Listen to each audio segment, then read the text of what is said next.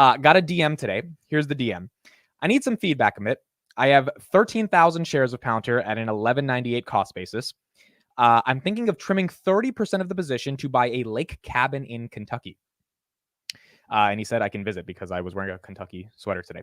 My question, do I wait and continue to hold Palantir while selling conservative covered calls, or do I sell off 30% to fund a lake cabin for the family and the kids? I thought this was a very interesting scenario. I thought, you know what, a video would be better than just like me typing up something. Obviously, none of this is financial advice, but this is a predicament a lot of people are in. A lot of people decided at $6 to $12, you know what, fuck it, we're taking a risk on Palantir. And it's worked out, and it's worked out aggressively. And so this person's up basically 3x on his shares. He wants to sell 30% to buy a cabin for the wife and kids. Matt, how would you conceptualize this problem? First thing I would understand is how much is Palantir in the entirety of the portfolio. If it's a massive position, I'll just be blunt, and this is just me speaking. Palantir is early. And what I mean by that is, it really also depends on this person's life cycle. But, I'm 33. I plan on at least being here for the next 10 years. So for me to sell Palantir right now would be a detriment to my future self. But I would find money elsewhere, right? It doesn't necessarily mean that you have to sell Palantir, especially if you think that, there's future legs in the stock position. And it doesn't necessarily have to be today, tomorrow.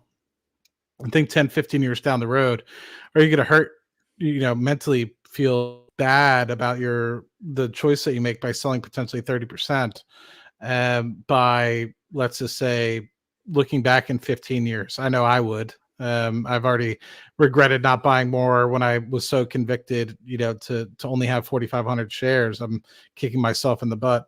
But, it depends, if this person this is their only position, then, I'd be more inclined to be like, okay, yeah, take a little bit off the top. But if there's other opportunities out there, scan the other opportunities, right? If you think that you're looking at the portfolio and you have something that you think is just going to be a dead stock, why not sell that instead of selling Palantir? And I've done that multiple times over the past few years.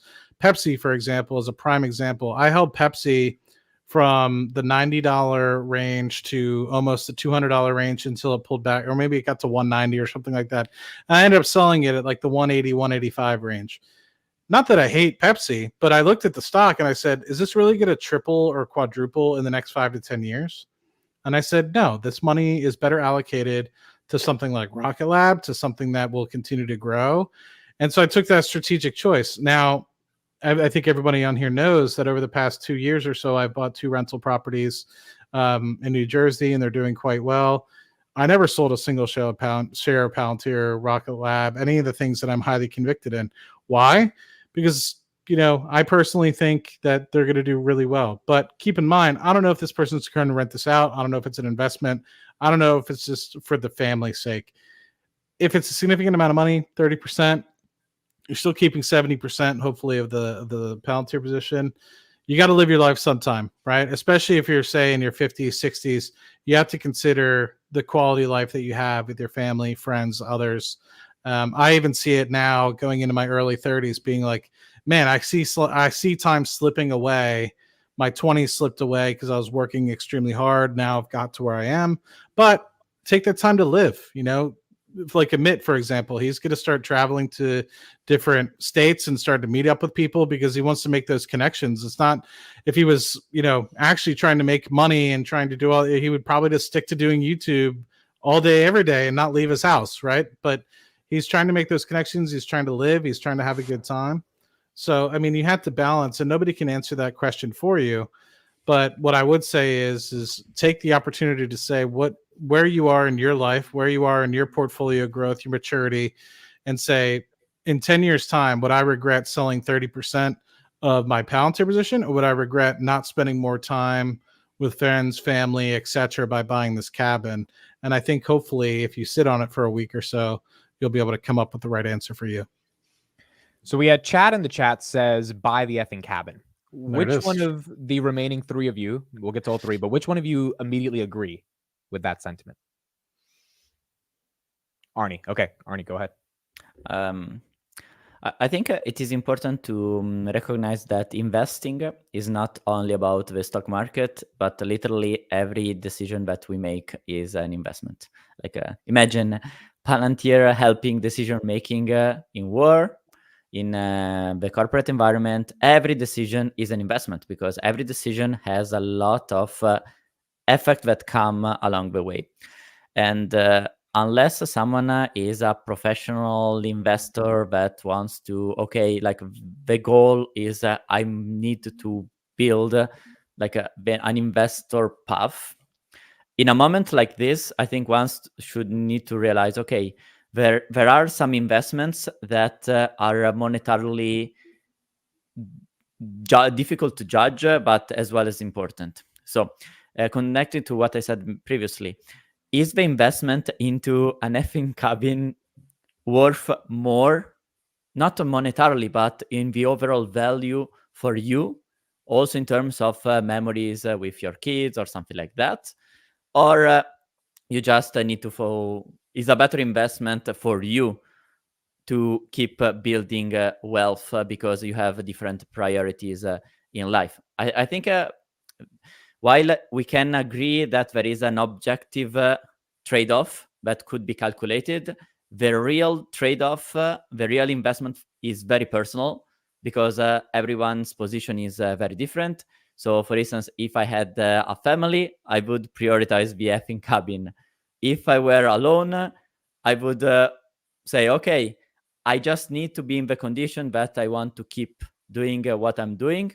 And I know that if I can keep doing what I'm doing with love, with patience, with calmness, then rather than buying one effing cabin, I could buy 10. But I think that's very personal. Yeah, and I think the whole point of investing at the end of the day is to have disposable income that you can then use to do things like buy a cabin.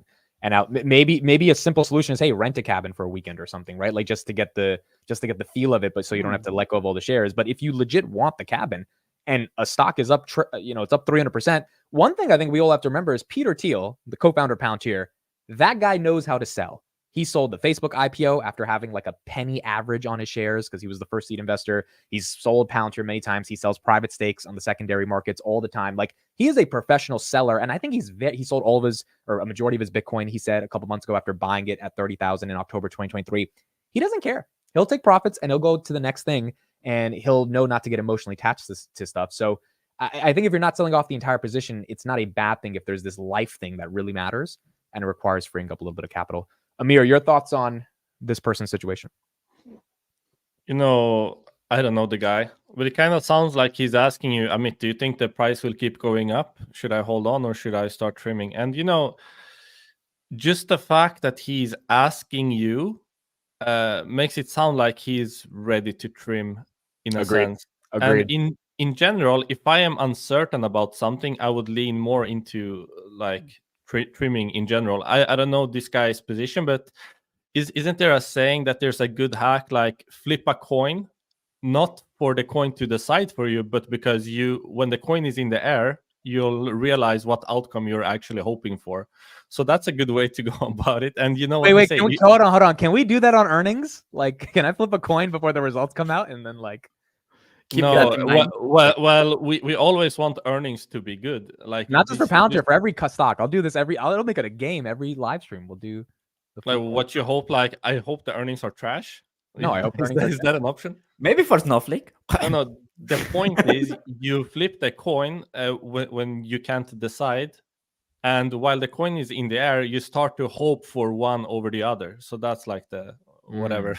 And you know what they say: if the gains are good enough for a screenshot, they're good enough for trimming. But no, in general, if it's like leisure, if it's a luxury for you to own the cabin, then like do whatever you want. However, if it's a cabin in the sense like it's a home for your family or something, then I would do that because that's the only reason I invest to begin with. Like, who cares if I'm gonna compound this 20% stake or whatever he thought about trimming, when the only reason I invest is for my family to begin with. So it all depends on what the purpose is of the cabin. Like I don't even know like the term cabin in the US, what that entails. Is just like vacational home you're gonna spend a week out of the year. Like once every 52 weeks you're gonna spend a weekend there, like who cares? But do whatever you want. If it's like in the sense that it's a home, that it's elevating your family's life,